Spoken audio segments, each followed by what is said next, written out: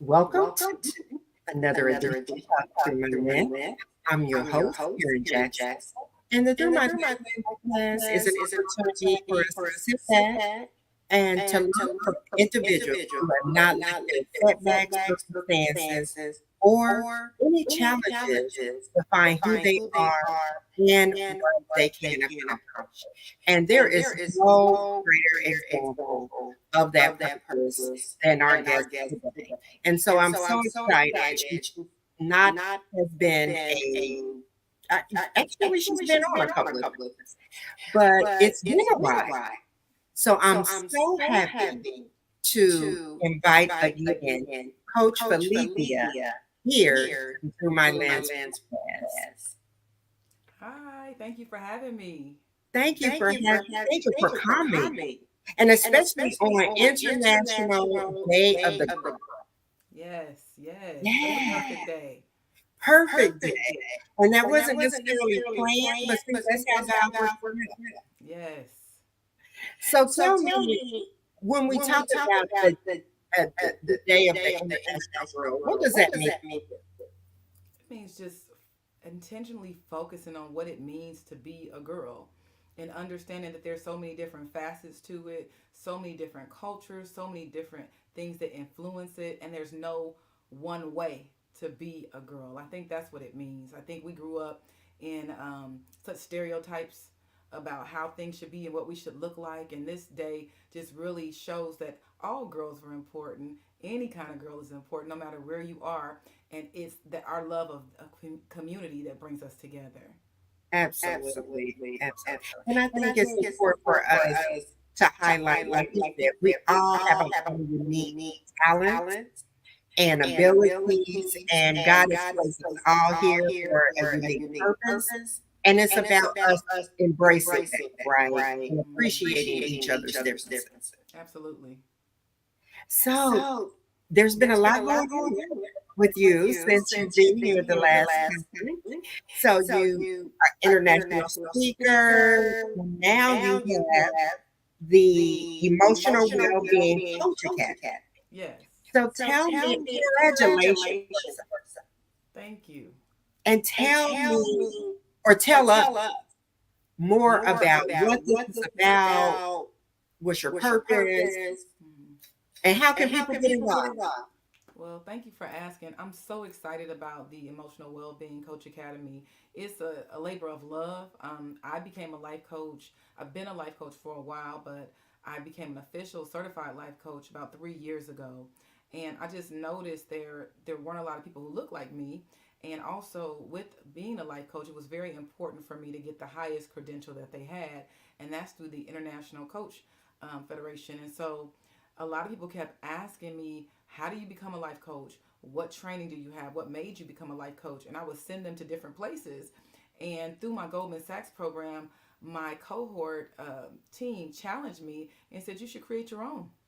And I took them up on the challenge. I had no idea what I was in for, but I took them up on the challenge and I said, I really want to do this to be intentionally inclusive for people of color. Anybody, of course, can come to the academy, but I don't see a lot of us represented. This field is a billion-dollar industry, and not only that, because that's fine, but it allows you to help people create change within themselves, to help people grow, to help people transcend their realities, and it also allows you to grow as a person. So I think it's just a wonderful career that has benefited me tremendously, changed the trajectory of my life, and I want to help other people do that for themselves. So, and I wanted to give them a lot of the academies and all the education that I've had over the years, in addition to the love poured into this curriculum and program. Well, that Well, that sounds sounds awesome. awesome. So So explain to explain us to us exactly exactly in what what is is emotional emotional well-being. well-being. Yes, emotional well-being is how are you overall, not just what you're dealing with and what you're going through, but how are you growing? In addition to that, what does post traumatic growth look like for you? What does resilience mean to you? How do you lead wholeheartedly? How do you check in and tune in with yourself? And then how do you help someone else do that? So, emotional well being is just emotional awareness about where I am. It's not about it being extremely positive. It's definitely not about it being negative, but am I truly aware of how I'm showing up in this moment? Do I understand that I can have some power and control about what that looks like, even if I can't change the circumstance? And then also, can I look at that holistically over every area of my life and actually feel the emotions instead of trying to hide them? So that's what's important about emotional well-being. It's a holistic approach to dealing with mental health awareness. And that's And that's exactly exactly where my where my next next question was question was going. going.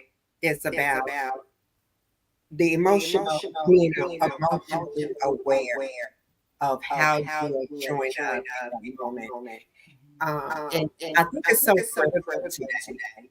Um, Um, you can you look can at look at youth youth suicide, suicide, and I and just I heard just heard a a startling startling statistic statistic today today about about the the largest largest increase increase group group at the at the moment moment is is 70 70 plus plus folks. votes. So So the the need is need is definitely there. definitely there. Absolutely.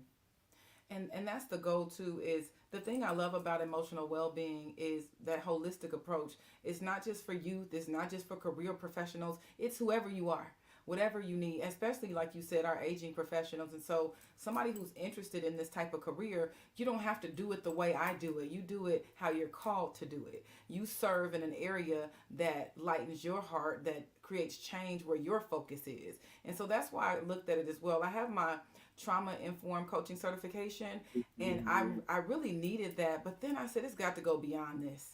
We got to go beyond. I understand it. I understand the different facets of it, how it exists and how it shows up, but I think being responsible to add the emotional awareness piece to it, the post-traumatic growth piece to it, and the holistic wholehearted leadership, I think that's what makes the emotional well-being academy unique, because it doesn't matter if you're within an organization, it doesn't matter if you're an entrepreneur, if you're a leader, if you're a man, if you're a woman, you can benefit whatever your environment is and create a shift by understanding how to coach, not diagnose people, but how to work alongside them to show them the resilience within themselves so that they can begin to transition their lives and have hope. When you talk about suicide, it's definitely rooted in hopelessness and the appearance of loneliness, and understanding that there are some people who don't have resources and access to resources. So I don't want to negate that. In addition to that, though, trying to get people to understand, and how do you create a sense of community? Where is community? How do I get to community? And what does community mean to me? Because healing is done in community. Mhm. Mm-hmm. And I And I love love that that what you what you said said about about partnering, partnering, right? right? Mm-hmm. So So it's it's not not like like you're you're offering the offering the cure. cure. What you're What you're saying saying is, is, let me let me come come alongside alongside of of you you and and let's let's partner with partner you, with you, because because that's the that's the most most important important part, part is that is we that have we to have to do that do that on on our own our work. own work. Mm-hmm. And life coaching, and that's why it was so important for me to get certified, because there are fundamental things that you have to do: active listening, co creating the relationship, partnering with your client, understanding if your client's not coachable.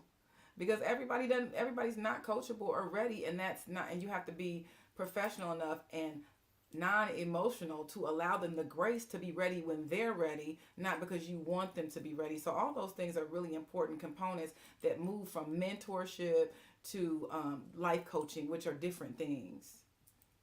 Okay. Okay. And And what would what would you, you so so expand on expand that on a that little bit when you when you say say teaching and the coaching? coaching? I think that a lot of people, some people always that come, not always, some people that come to me, they're like, what should I do? Well, I'm not going to tell you what to do. Number one, you have to live this out. Number two, there's, regardless of how honest you're being with me, there are things that I'm never going to know that exist within you that help you make the decisions that you make. My Hmm. goal is to give you space to think, space to hear yourself, space to process and help you recognize patterns that might be happening.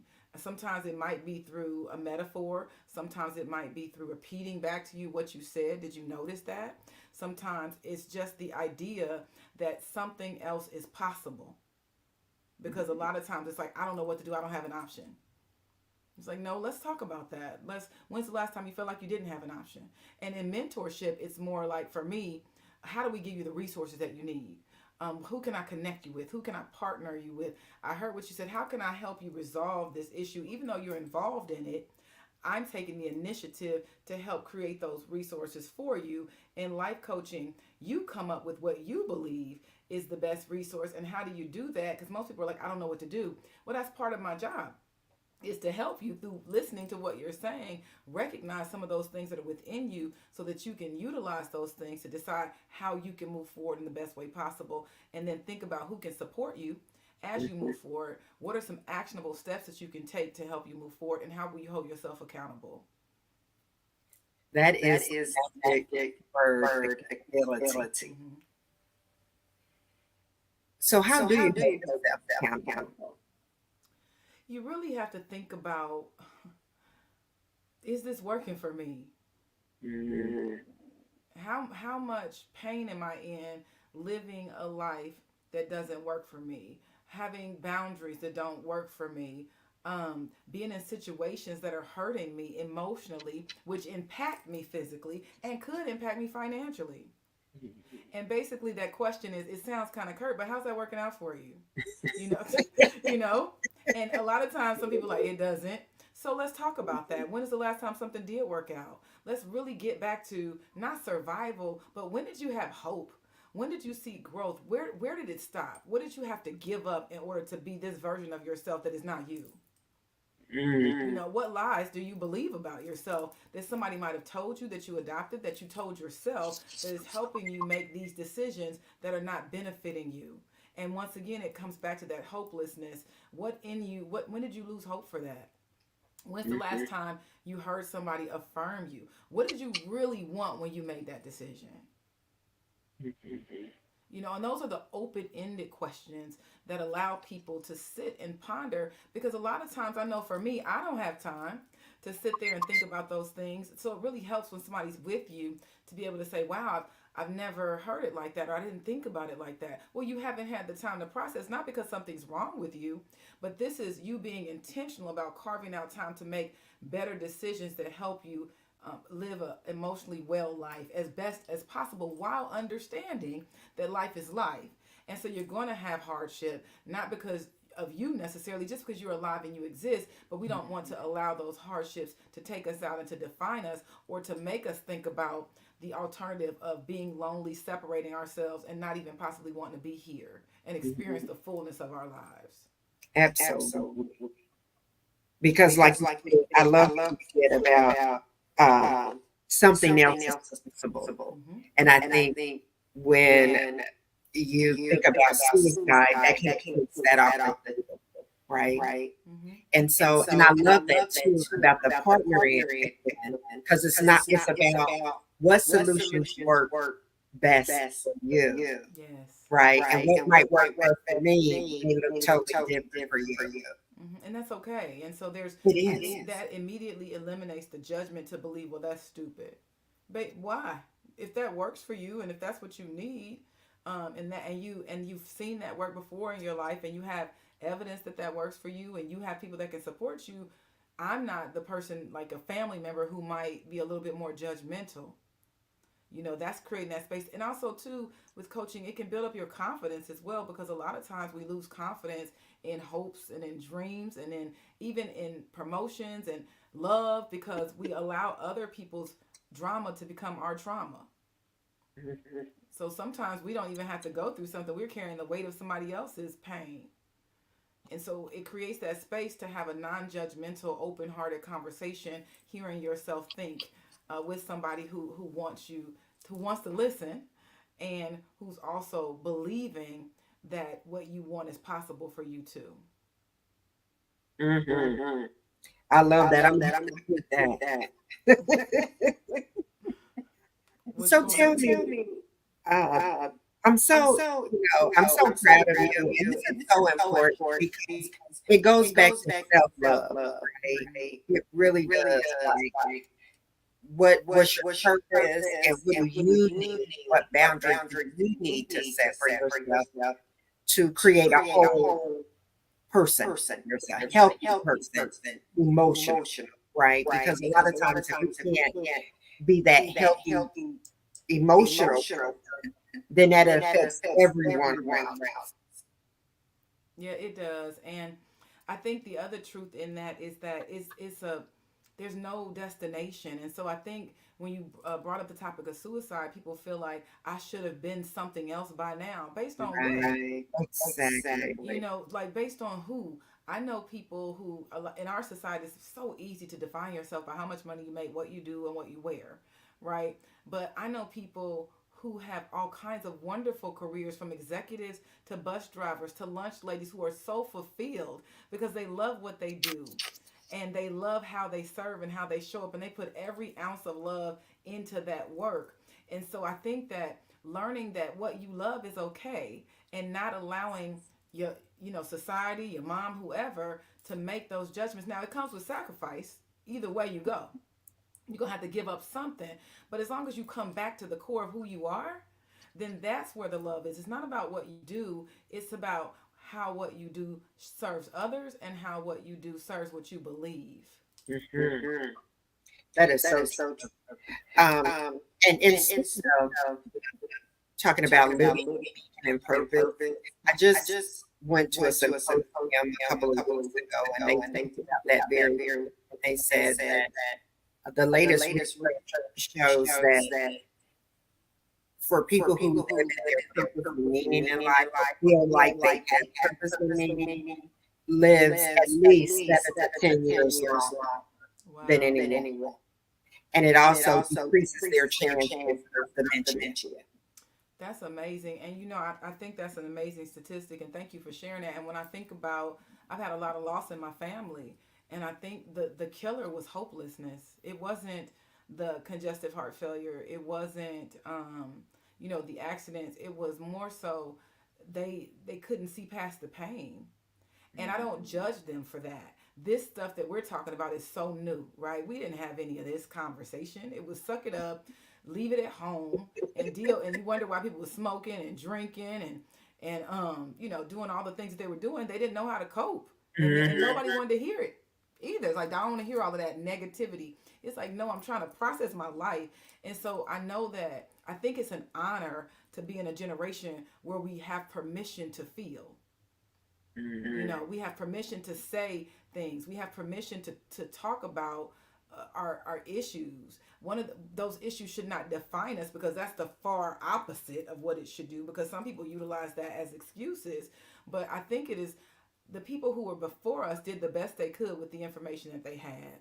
And so to me, I think that's why life coaching is so important as well, is it gives voice to voices that we were not able to have. I mean, we're descendants of, especially as African Americans, we're descendants of slavery. We were taught to take pain and be quiet.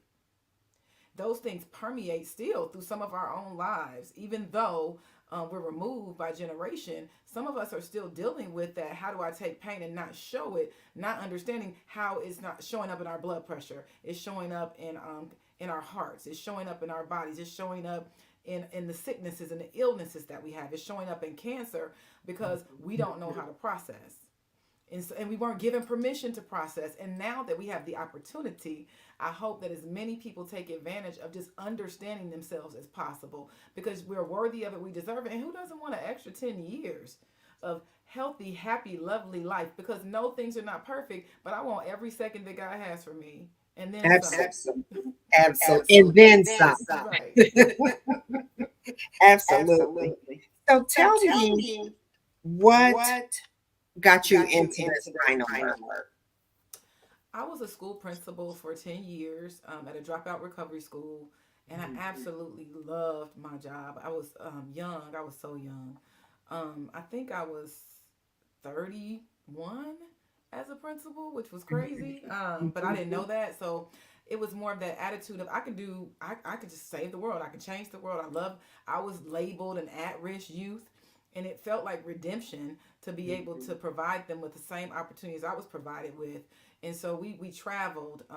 We went to business competitions. We were at some of the finest restaurants here in the city. We volunteered. Everything I learned, because I was a community baby. I was helped a lot. Even though I went through foster care, I was always in a program. Somebody always saw something with my bad attitude Somebody always saw some leadership capabilities. And so I felt the same way when I was blessed to have the opportunity to be the principal of this school. Like, oh my gosh, these are my children.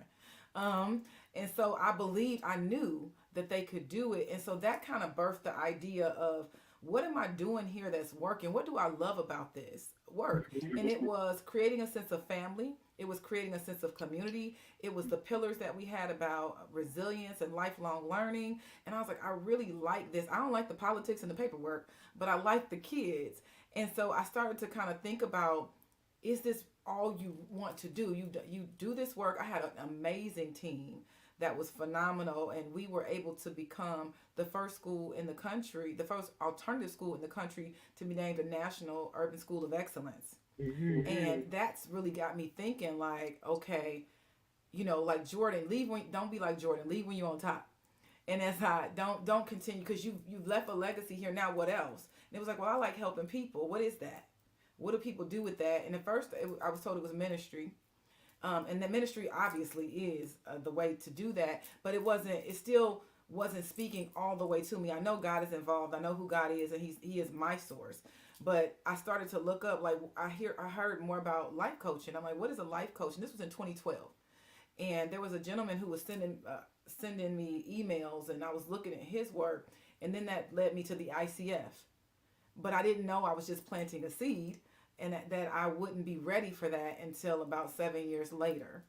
So when I actually went to another job, I needed a lot of support in transition. I had a lot going on. My sister passed away at that job. My mother passed away at that job. My husband at the time and I were raising 7 kids, and they did not care.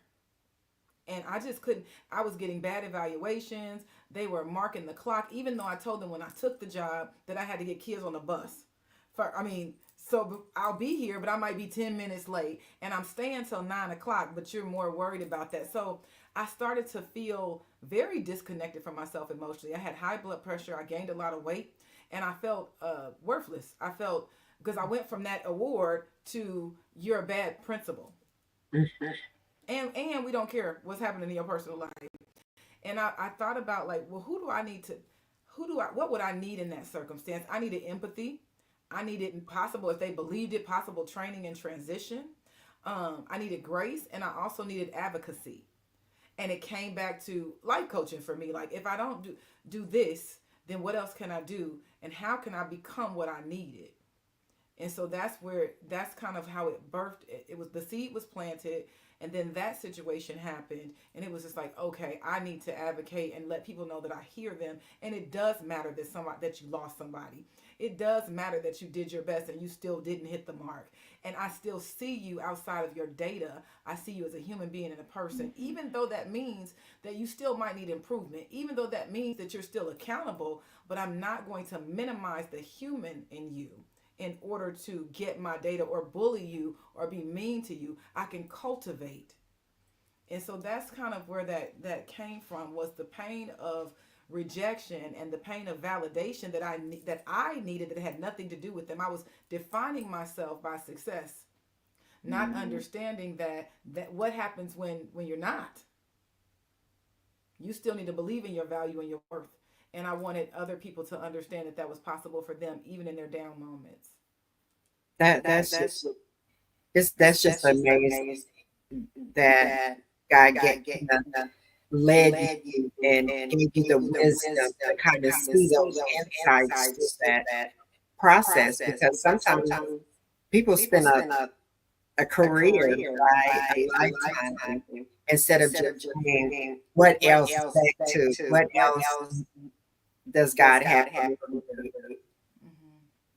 And so what would you say, what's your main goal in your new venture and in your life coaching? Well, one of my main goals is to create legacy for my children. I don't want them to become life coaches, but I do want to give them something. So if they, whatever they want to do with this, I want them to have it. And I want them to have opportunity I didn't have because of not having my parents and being in foster care. I want them to be able to see that your circumstances don't define you, so they can become whatever great person that they're supposed to become.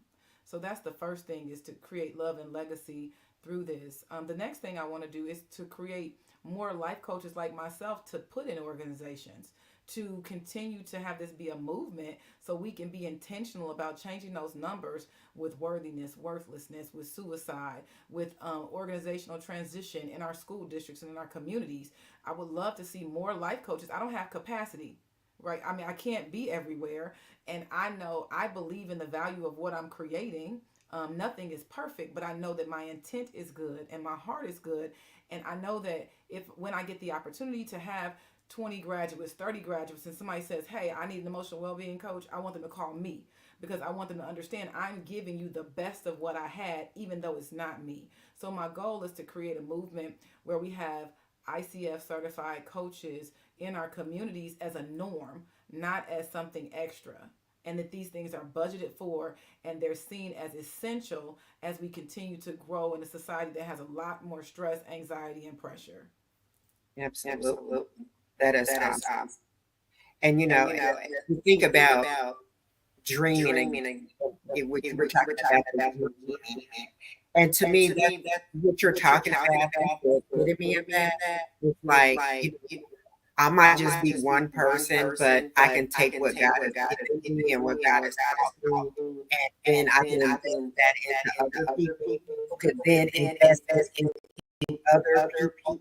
And that's really how you change the world and you multiply what God has given you.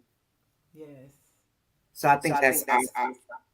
So I want to switch it a little bit and ask you, what is the greatest advice you've ever received that you still use today? I've received so much good advice. I think most recently, the best advice I received was let it all fall. Like just if it's already falling apart, let it fall apart. Stop trying to scrape it and put it back together and piece it. If it's falling, let it fall so that something new and beautiful could be put back in its place. So instead of spending your time trying to fix something that might have already served its purpose, that is no longer serving you, or has served you well, and it's time for you to grow, just let it go and let it fall.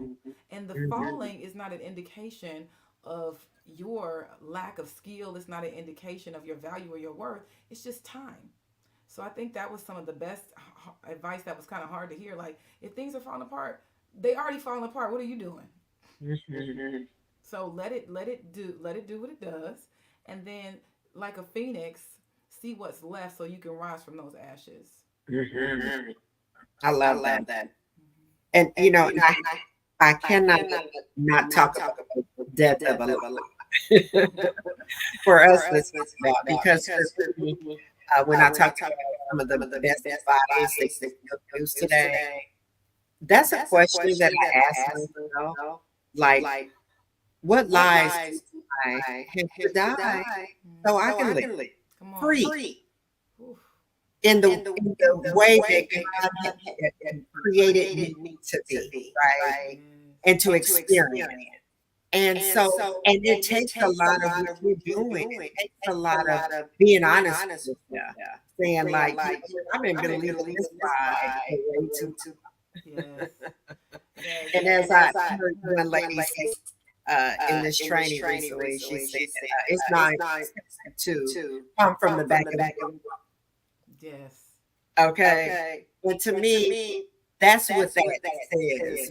It says, what lies so you can live. Mm-hmm. So just tell us just a little brief.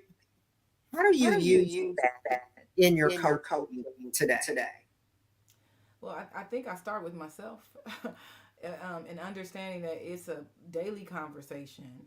And so if I'm understanding that for myself, that I have a counselor, I have a coach, I'm checking in with myself. I have a spiritual life that supports me. Then I allow the same thing for my clients that I deal with, helping them understand that that might feel very real to you, but you can create another reality. And in order to do that, you have to let go of something. And when you're letting go of something, it has to die to you so that you can allow something else to be birthed. That's a process. Sometimes it happens very fast, and other times it's a process. But whatever your process is, we cannot leave out the possibility that something can be better. And if something can be better, then I have to look back and say, well, what's not making it good right now? Mhm. Because if it can be better, then what am I doing, or what am I not doing, or what do I need to do or hear in order for me to see that it can be better? I know. And so I also talk about the power of believing what you know. Most of us read a lot in this industry. We have support systems and tools, and we can pull all the resources. Yet and still, we still got to do the work.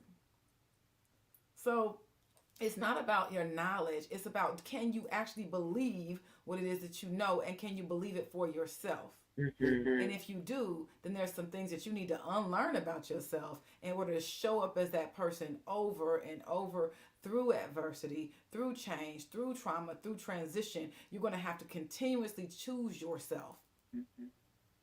And I think that that's one of the lies that have to die, is the fact that once we graduate, or we do these accomplishments, we win these awards, and we feel like we've arrived.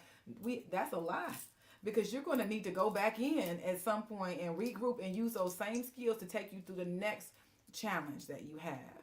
And so that's how I utilize it. Is a lot of people come in heavy, and they are in unforgiveness of themselves, and it's like, okay, how do we get from that point to being at peace with what you did, why you did it, how you're showing up, so that you don't return back to that? Because if you stay in that situation, it goes back to what you said, that unworthiness, that loneliness, and the idea that your value is connected to every mistake. And I tell people, you good, but you're not that good. You good. You might have messed up real bad, and I hear you. But we can move forward if you're willing to forgive yourself, and if you're willing to allow yourself not to believe the lie that that mistake defines you. Wow. That is so true. And that's powerful. We could have a whole podcast just on that. Yes, I'm telling you, and not even, we haven't even gotten to specific situations, but it's applicable no matter where you are in life. So I can't believe we're almost at a time. We're gonna have to do a master class or something. I Okay. would love to. That's next. That's next. Is a webinar. I got you. Okay. Before the end of the year, I'll give you the dibs. Okay. Okay. Yes. That's it. I'm gonna hold you to it. Oh, it's not a problem. I'm on it. Okay. I'm looking forward to it. Yes. So I want to ask you, I had read a study some time ago that said by the time a young girl is 9 years old, they've already developed their self-image, thoughts about their self-image, what they feel about themselves. Tell me, what would you say, based on what you know now, to that 9-year-old? I would tell them that you're like a butterfly, and you have to go through these different phases, which are all beautiful, but you are nowhere near what you're going to be. And in this moment, you are beautiful. And you, no matter what you look like, no matter what your hair looks like, no matter what your skin color is, no matter what your body looks like, in this moment, you're exactly the way that you're supposed to be, perfectly made. And in the next moment, you'll change again, and you'll change into something more beautiful. And when I say beautiful, I don't mean just physically. I'm talking about who you are, your gifts, your talents, your voice, the things that make you you, anything that you love and how that shows up in you, all the things. So I think that just letting them know, like, you're a butterfly, little one. And butterflies are beautiful in all stages, and some stages are hidden as well. So there'll be times where you might not be able to see your beauty and how you're growing, and you might not be able to see the things that you're going to be able to contribute to this world that have nothing to do with what you look like. And just because you can't see them doesn't mean that they don't exist. So just continue to learn what a butterfly is, because you are that, and your beauty is always evolving and changing. Mm, I love that. So, okay, before we get out of here, we got to tell our audience about your academy and how they can participate, how they can get. Now, I will post your website and social media contact information in the bottom of the video. But tell them about how they can participate in your program in your upcoming leadership. Awesome. Yes. So with the academy, it's and I know you're going to post it, but it's ewca.com. And so they can go there. It has all the information about tuition, the course schedule. They can also schedule a discovery session with me where I spend time walking them through what it is, talking about their vision, seeing if this is even a fit for them. And so that's the best way, is to go to the website and to schedule your discovery session. Also on my social media, I'm on all platforms as Coach Phillitia, and it might be Phillitia Charlton, but I don't know too many people with my name. So if you look me up, you'll find me on LinkedIn, your Facebook. You'll also find me on Instagram and TikTok. And so you'll have information there. And I also provide just some daily nuggets that I grow through and I like to share for life as well. And I'm having my first fourth quarter retreat in Atlanta the first week of November. So I'm speaking at a conference there, the You Within Yourself conference. I'm a featured speaker that Friday, and then the week after, we're just going to go ahead and have a retreat. So that retreat is going to be for two tracks. It's going to be if you want to be a coach, then we'll talk about the academy, and the other track is if you just want to talk about wholehearted leadership, how you're showing up, how does emotional well-being show up in you and your job, the things you can do personally and professionally to grow, and we're going to get more into the death of a lie. So I have a lot of wonderful things going on. I'm really excited to share them, and I hope to see you at somewhere online in Atlanta or here in Dayton. All right. Well, Coach Felicia, I am so happy for you. I'm so proud of all that you're doing. And I just truly believe when you walk in your purpose intentional, then you're just, God just has wonderful things in store. And I just look forward to seeing all the lives that will be changed through your path. Well, to God be the glory. I'm honored to do the work, and I'm honored to share the dream and the gift with whomever it can serve. So thank you for having me, and thank you for how you show up in everything that you do as well. Thank you so much. God bless you. And we'll be in touch about that master class. Yes, ma'am. Okay. God bless. God bless.